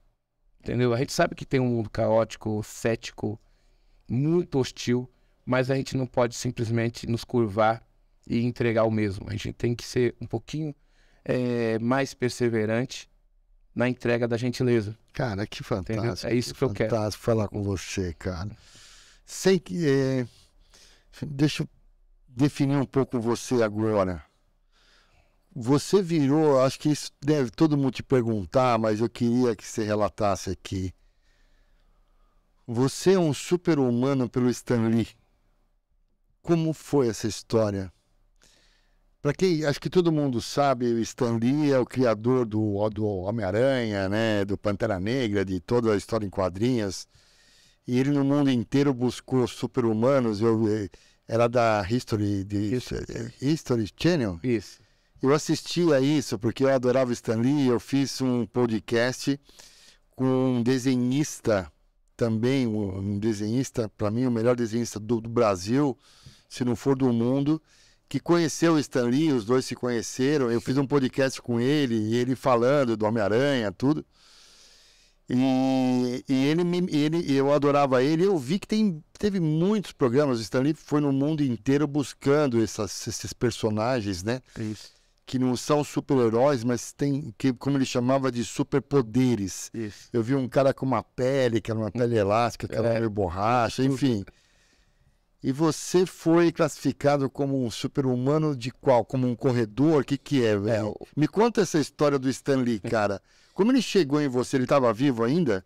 Sim, o programa estava vivo, ele criou o programa na América Latina, América do Norte. E depois foi na América Latina. Como que ele chegou em você, cara? Como é que foi receber? Conta essa história, é curiosidade minha. Sim. Como é que foi? Só um resumo, né, que eu tinha cruzado o Brasil em 2007. Fui fazer os 4 desertos mais extremos. Bom, ali você cruzou o State of Drake. Sim. Aqui, Puta, esses 4 aqui... várias histórias aqui. Quando eu fiz esses 4 desertos, eles já estavam me observando e eu não sabia. Eles já estavam olhando você? Eles estavam me observando, porque saiu essas provas, saiu documentado no Discovery, na BBC, CNN. Cada prova dessa tinha uma empresa dessas Que cobria e divulgava a matéria. documentário. Brasileiro, faz um deserto, dois Então, desertos, três desertos, tava sempre cruzou o ali. Brasil inteiro. É. O cara não para de correr. Esse aqui especificamente eu fui o primeiro sul-americano a correr os 4 desertos, né? Correr na Antártida, eu fui o primeiro sul-americano a estar lá na Antártida correndo. Aí dá um podcast só de cada deserto desse, né? Depois, se você quiser, dá. Esse aqui, por exemplo, na Antártida, a referência da Antártida, quando a gente fala de Antártida, a gente lembra de quem? Do Amir Klink, né? É.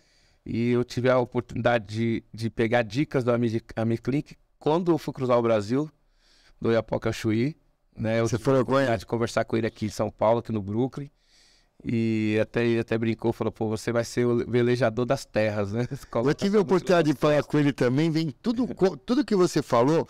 A Antártida, eu fiz um podcast, aliás, o meu primeiro podcast foi com um alpinista que fez 30 expedições na Antártida, Antártica, e ficou 6 meses lá, igual o Amir Klink. Show.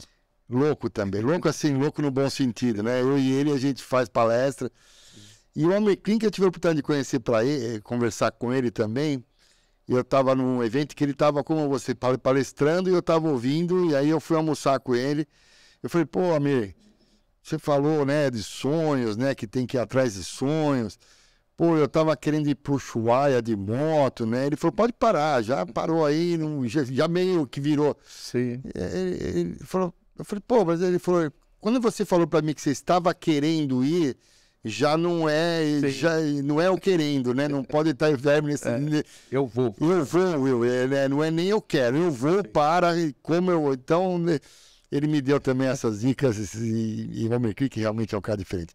E aí ele falou com você que você seria o velejador da Terra. Então, assim, é uma pessoa que é referência. Imagina que você. Eu nunca imaginei que eu estaria na Antártida. Puta, deve ser um. Né? Então, quando eu fiz o deserto de Gobi, que eu completei, eu falei assim: se eu fizer um primeiro dia, eu já.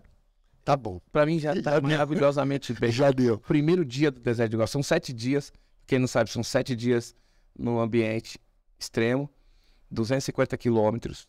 Dá uma média por dia de 11 a 12 horas correndo. No 5º dia, a etapa mais longa, né? De 80 a 100 quilômetros, daí até 28, 30 horas para completar. Sem parar, né? Você um dia pode atrás parar. do outro. Não, um dia atrás do outro. Não é corre hoje, descansa. Sim, não, por etapa. Você corre 40 quilômetros no primeiro dia, 40 no segundo. Segundo E dia. acampando à noite. Não tem nenhum dia de descanso. Não, é 7 40, dias. Você corre o dia inteiro, porque assim, cada um tem o seu tempo, né? Aí vai aumentando. Conforme vai passando, cada etapa vai aumentando a quilometragem e a dificuldade também.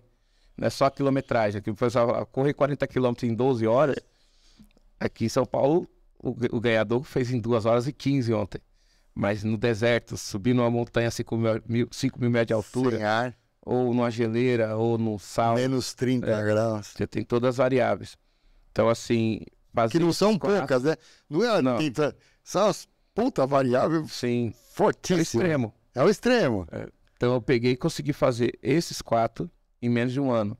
Fui o primeiro a fazer em menos de um ano os 4 desertos. Então eu ganhei a medalha lá, que entra para um clube chamado 4 Deserts, os 4 desertos, né?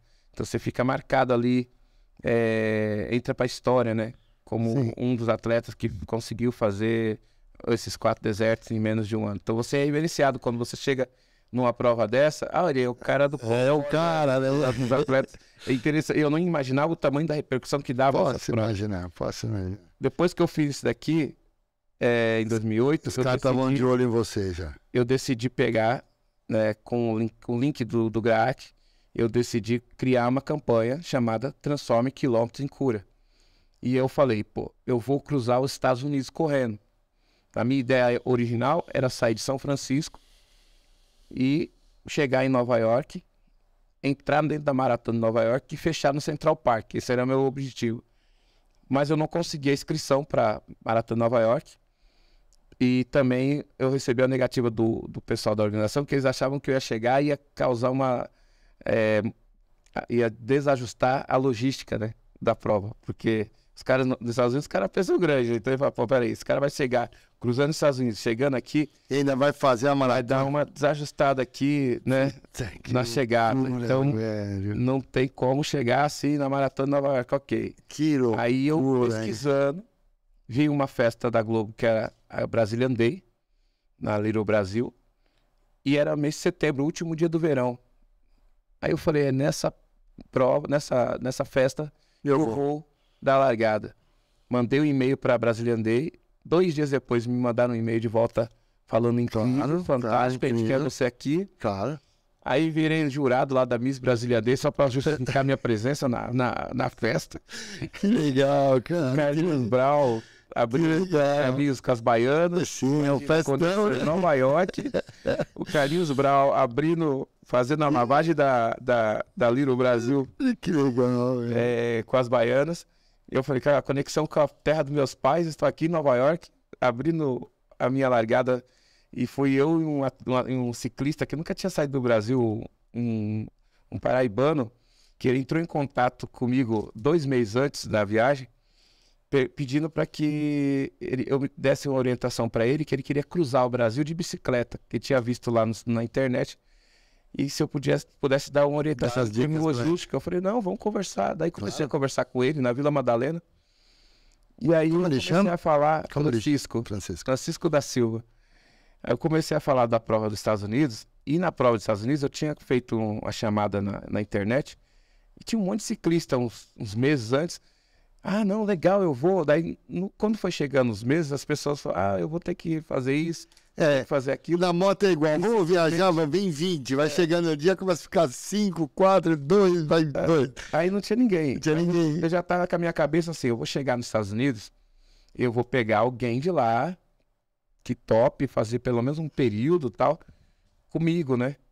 E aí, no final, conversando com o Francisco, eu tinha acabado de conhecer, falei dos Estados Unidos, ele olhou com um brilho nos olhos, e eu não posso ir junto, ele falou. Vambora. Bora. Eu preciso. Bora, velho. Aí eu falei, só que eu não vou poder te pagar salário, Não. mas você vai ter uma experiência que você nunca vai esquecer da sua vida, e você vai ter um visto americano, né? Falei assim, um visto americano. A gente foi para Brasília para pegar uma carta do ministro do esporte, uma carta institucional. Até isso é difícil no Brasil, né? Mas assim, eu falei, eu quero uma carta institucional para abrir meus caminhos lá com as autoridades americanas. Quando uma polícia parar no meio da estrada, eu mostro aquela carta. Claro, não quero nenhum Tem uma problema. autoridade aqui aplaudindo. Tá acompanhando, sendo monitorado. Aí eu fui recebido pelo ministro do esporte na época. Parabéns de novo. Daí eu virei para ele e falei assim, eu não quero dinheiro de vocês. A única coisa que eu quero que vocês têm competência de colocar essas frases. De me ajudar a fazer o que eu quero. Me ajudar. Tem competência de colocar essas frases aqui, ó. Um brasileiro vai cruzar os Estados Unidos e vai arrecadar fundos para uma instituição que combate o câncer infantil. Nós, autoridades formadas do esporte brasileiro, estamos aplaudindo essa autorizando. E aí recomendamos às autoridades americanas que também aplaudem. Foi isso. Fizeram essa carta institucional, fizeram a tradução lá juramentada, tudo. Conseguiu o visto para ele Por causa da bike. na embaixada americana. A gente foi de manhã, à tarde já tava com o visto dele. E foi engraçado que a menina entrevistou, ele vai junto com você, eu já tinha o visto, né? Ele vai junto com você, eu falei, ele vai comigo. cruzar os Estados Unidos inteiro. para fazer esse trabalho. Ela, na hora, boa sorte. Boa sorte. E aí ele foi, a gente cruzou os Estados Unidos, deu uma largada na Little Brasil, foram 60 dias e 5.130 quilômetros, chegamos na Golden Gate em São Francisco. Foi assim... Cruzou o deserto de Mojave, não? Não, o Utah, né? Utah, você pegou pela estrada. Foi pro Utah? Sim, uma parte no Monumental Valley lá. Você correu ali? Nebraska, Utah, Colorado. Que coisa ali. Pegamos tudo nos Estados Unidos. E eu fiz a rota 66 de moto, passei. Eu fiz exatamente. Mas eu voltei pro Utah, exatamente, pelo Colorado ali. A gente fez o meio dos Estados Unidos. Pegamos o meio. Sei, foi pelo meio mesmo. Que animal, que legal. E aí, depois disso, em 2012, aí eu recebi um e-mail do History Channel falando que eles estavam vindo pro Brasil para provar que eu era um super-humano, né? Quer dizer, os caras estavam te monitorando e você não tinha a menor ideia disso. Era a menor ideia. E até eu achei Sabia que existia esse programa, não? Não, sabia, assim... Como todo mundo assistia, como... né, Nem tinha assistido, eu sabia, eu já tinha ouvido falar de super-humano. E eu assistia, adorava. Assistido. E aí quando ela falou, a gente tá indo pro Brasil pra provar que você é super-humano. Eu falei, não, faço o que eu gosto, eu não preciso provar nada pra ninguém. Eles entraram em contato e vieram pra cá. E aí vieram pra cá, falando, a gente vai montar um documentário, e a gente já tá te acompanhando há 5 anos, e você é um super-humano. Com certeza, né? Super-humano. E aí Com certeza, o que eles colocaram como super-humano? Que não é que eu sou o mais rápido, o mais forte, mais resistente. É que tudo que eu me propus a fazer, eu fiz. A sua filosofia de vida. Eu fiz e não tive lesão. Fui fazer todos esses ambientes extremos e voltei sem lesão. E eu não usava, na época, ainda correr de sandália, então ele ficou mais maluco ainda, porque eu falei, ele não usa tênis de desportistas, aí ele falou assim, dos desportistas usam. É como se fosse, não importasse se eu fosse descalço ou de tênis, com o melhor tênis do mundo, eu ia. O que tá mais importante não é a roupa, é a sua atitude. É a realização do seu propósito. É a sua atitude. Sim, a sua atitude. E aí ele falou, por que ele é considerado super-humano? Porque ele corre transformando quilômetros em cura. Foi isso que ele quis colocar, que a gente se torna super-herói, qualquer um de nós podemos ser super-herói. É só conversar com o super-herói que tem dentro de você. Nós todos temos amor no coração. É só ir lá e acionar o amor que você tem no seu coração. Somos éticos. Acione isso todo dia. Podemos abraçar mais pessoas? Acione esse abraço que você pode dar para as pessoas. Tá tudo aí em você. Agora tem a sua escolha de querer acionar isso ou não. Ser mais azedo, ser mais amargo ou ser mais leve mesmo estando convivendo com o caos, com o ceticismo, com a intolerância. Então a gente tem essa escolha interna e não é fácil. Existem tempestades internas para chegar e tomar uma decisão. Mas que se você fizer um esforcinho a mais, você chega até o final de forma até mais leve, mais pleno. Tem dúvida. E foi o que eu fiz escolhendo esse esporte como a corrida, como a ultramaratona, para chegar e hoje rodar praticamente o mundo todo, né? Eu rodei 150 mil quilômetros. Ontem eu fiz 30 anos de carreira. Eu ia te perguntar, quantos quilômetros já foi? 150 mil quilômetros, dá 3 voltas e meia na Terra. 3 voltas e meia na Terra. Devagar e sempre, sem, parabéns de novo. sem passar por cima de ninguém. E 30 anos. Esse ano eu completei 50 anos de idade, 30 anos de carreira. E sem pensar em parar. Eu acho que a aposentadoria é quando você para de respirar. Quando você para de respirar é a sua aposentadoria. Eu acho que assim, quando você inspira, né, você traz toda a riqueza que o planeta tem. E quando você expira, você entrega também um pouco da sua riqueza. É uma troca. Quando você para de fazer isso é porque você não está mais nesse plano. Você passou para um outro patamar. Então, quando alguém pergunta, quando você vai parar? Eu não posso responder isso, porque está muito além da minha concepção de entendimento.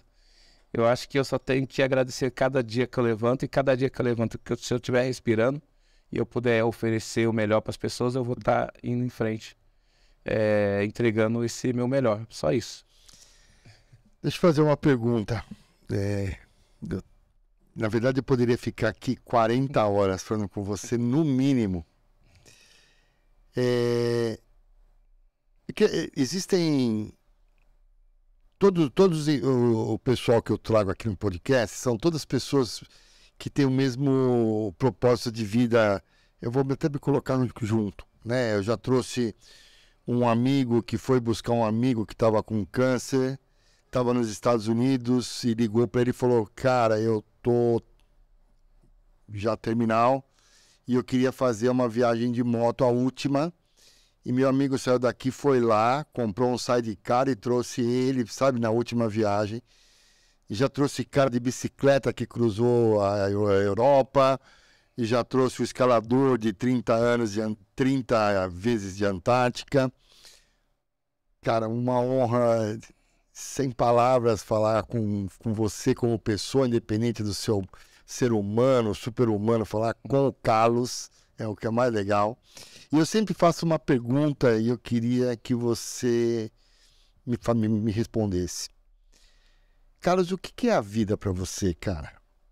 Ixi, a vida é uma imensidão de possibilidades da gente conseguir realizar. A vida é a oportunidade de realização de tudo. Não tem limitação na vida. Às vezes as pessoas colocam um limite, mas a vida não tem esses limites. A vida é amplitude, não limitação. Sempre amplitude. É possível. Temos possibilidades. Ah, mas é difícil, temos muitas dificuldades. A dificuldade gera possibilidades. Muito bom. Não é só oportunidade, mas gera possibilidades. Por exemplo, a pessoa fala, eu tenho que ir trabalhar. Eu tenho que estudar. Eu tenho que ver o meu namorado. Já ouviu isso? Todos os dias. Ver a minha namorada. Eu tenho que ir dançar. Joga esse tenho pra longe. Você não tem que fazer essas coisas. Você pode fazer essas coisas. É possível fazer. É possível ser melhor. É possível entregar mais coisas. Eu falei da vulnerabilidade, né? Ah, mas pô, a gente é frágil. Como uma pessoa como o ser humano é frágil, né? A gente não... Uma pedrinha mata o ser humano. Uma pedrinha, pum. Mata. Mas sabendo dessa vulnerabilidade, você coloca as coisas certas. Você põe um protetor para a pedrinha não pegar. E você vai. Então você cria outro tipo de caminho, outro tipo de jornada mais segura, mais plena, mais leve. Você tem a mesma possibilidade de percorrer esses desertos aqui, mas com atitude diferente, né? Eu sempre pergunto para as pessoas, o que vocês vão colocar na mochila de vocês para atravessar o seu deserto, subir a sua montanha, desbravar a sua floresta? O que vocês vão colocar dentro da mochila? Que é isso que importa, né? É isso que importa. Daí eu falo, não é a lanterna, não é o saco de dormir. Não. Aquilo é só sim. É a atitude de gentileza, é o entusiasmo, é a ética, é a fé. Coloque essas coisas na sua mochila. E segue. E a jornada vai ser mais leve. Você sabe que existe 7 bilhões de pessoas no mundo, né? E essa pergunta que eu faço tem 7 bilhões de respostas diferentes. Não tem duas respostas iguais. Eu me pergunto todo dia, eu olho no espelho e falo o que é a vida, e todo dia essa resposta ela altera. Então eu ainda não sei definir o que é a vida. Carlos, Carlinhos, ou você, cara, parabéns pelo seu lado. Acho que o seu maior dom é a sua pessoa, né? Que transmite pra gente, né? Esse poder de vida, esse poder de querer viver, né? De querer se superar do desafio. Parabéns, de verdade, né? Obrigado. E eu, um pouquinho mais velho com você, amo isso, busco isso todos os dias da minha vida, tá do lado de pessoas, né? Até no samba da coxia lá, aquela energia que começamos o episódio falando da Denise Fraga e vamos terminar com ele. Tenho amigos que são, aliás, um agradecimento ao Cícero Barreto, que mandou um puta beijo para você, é um ultramaratonista também, né? Um cara incrível. E tem uma história também, eu conheço a história dele desde o zero. Não queria te rotular como super-humano, como o cara do deserto, isso já está rotulado, né? Você conseguiu isso, mas eu queria te agradecer pela pessoa que você é. Muito obrigado de coração, de verdade, de me dar esse privilégio de levar um pouco da sua mensagem, né? Das crianças que você ajuda, levar essa mensagem a todo mundo. E quando eu te encontrei, eu falei, cara, quero ajudar no meu micro podcast, que é desse tamanho, né, a compartilhar esse seu conhecimento, trazer mais gente. Eu não tenho nenhum patrocínio, esse negócio é meu particular. Como você tem, isso é meu, não tenho um real de patrocínio. O que eu quero é trazer pessoas que fazem a diferença na vida de outras pessoas. Muito, muito obrigado. Antes de terminar, queria que você falasse sobre os seus patrocinadores. Aqui, nós estamos num lugar maravilhoso, numa sala de podcast maravilhosa, cedida pelo meu amigo Rodrigo Marcondes. É um cara fantástico que também tem uma série de podcasts com profissionais, onde ele chama de experiências maravilhosas. São isso, né? Experiências maravilhosas. A XPXT, um lugar que quando eu falei de você, ele falou, Mal, porque todo Maurício é mal, né? Mal, não, traz ele aqui, né? Vamos trazer ele para cá. Então ele cedeu essa área, cedeu todos os profissionais aqui. E eu queria que, por favor, você falasse desses caras que fazem com que você consiga levar a sua mensagem. Me fale dos patrocinadores, por favor. Primeiro agradecer mais uma vez o convite. Eu que agradeço, de verdade, de verdade. Como da Mara também. Da Mara. Valeu, nota 1000 para vocês. Além de tudo isso, assim, ter essa possibilidade de estar tendo essa amizade, né? Fortalecendo essa amizade. Que vai ser por muitos anos, né? Agora. Agradecer a toda a equipe aqui do espaço, aqui o Rodrigo, né? E o XPXT. Elisângela, todo o pessoal que está aqui na filmagem, no computador, na tecnologia incrível. E lindo a sala, realmente. Agradeço os patrocinadores, que assim, eu falei daquela primeiro patrocínio que eu tive quando eu fui para a África do Sul, que o me ofereceu carona. Até hoje ele continua comigo, que é a Tegma Gestão Logística, meus parceiros principais aí. Parabéns, cara, todo, parabéns, né? Parabéns. E, assim, sempre entender o tamanho dessa minha jornada. Tem o pessoal da Espaço Laser, né, que está há 2 anos comigo, e tem um time de atletas, assim, de vários esportes que fazem parte do time Espaço Laser, e eu tenho um orgulho de fazer parte desse time, né, que tem desde atletas da esgrima, da natação, do ciclismo, do paraquedismo, né, que nem o e todo mundo ali dentro do seu esporte, todo mundo um torce pro outro. E agradecer o pessoal da fisioterapia, que assim, depois de 30 anos que eu percorro jornada no Brasil, no mundo todo, eu fui fazer uma prova na Amazônia e deu uma lesãozinha na lombar. Aquele dia que eu fui no Samba da Coxinha, eu tava no finalzinho da lesão. Eu lembro que você falou pra mim. Tanto que eu não pude nem dançar, porque eu fiquei mais... Dancei assim, né? Deu uma tiradinha. Vai dançar rápido. E aí o Dr. Joaquim Grava, que tá comigo desde 2008, né? Que é foi o médico do Corinthians, que atende aí grandes nomes do nosso futebol. E a clínica de fisioterapia, que é do Dr. Joaquim Grava, que é a Physio for Sports, né? Que lá eu faço todo o meu trabalho de prevenção antes de ir para as provas e depois na volta o trabalho de recuperação. Então, para mim, os médicos do esporte, fisioterapeutas, o meu treinador... São os seus suportes, né? São pessoas para mim que são anjos da guarda, né? Que mantêm a estrutura firme. Eu nunca tive, assim, uma lesão grave que fizesse eu parar total de correr. A primeira que eu tive foi agora do ciático, porque eu tô... Esse é o super-humano, né? Por isso E falar que agora, dia 29 de abril, eu começo uma jornada para celebrar os 50 anos de idade, 30 de carreira, né? Eu vou correr 12 horas em 30 cidades do Brasil. Começo por Porto Alegre, no dia 29 de abril. E essas jornadas também é em prol do combate ao câncer infantil. As pessoas podem entrar no meu Instagram. Qual que é o Instagram? Por favor, fale. @CarlosDiasUltra. @CarlosDiasUltra, tudo junto. Tudo junto. Lá tem um link, né? Que as pessoas podem escolher lá o kitzinho, pode pegar uma medalha, uma camiseta, né? Sim. E correr onde elas estiverem. Não precisa correr comigo em Porto Alegre ou nas outras cidades, mas se elas prestar atenção lá no calendário, elas podem me encontrar em uma dessas cidades, né? Vai ter um calendário que começa em Porto Alegre e termina em São Paulo no final do ano. Aí eu vou passar por todas as capitais do Brasil, mais algumas cidades que eu escolhi, como Porto Seguro, né? Alter do Chão, Caruaru, são cidades que não são capitais, mas eu vou estar lá também fazendo essa corrida. E elas vão, ao comprar o kit, elas ajudam a combater o câncer infantil. Fantástico. Mais uma vez, obrigado. E eu que te agradeço. Você gostou? Eu adorei. Não teve pauta, como eu te falei.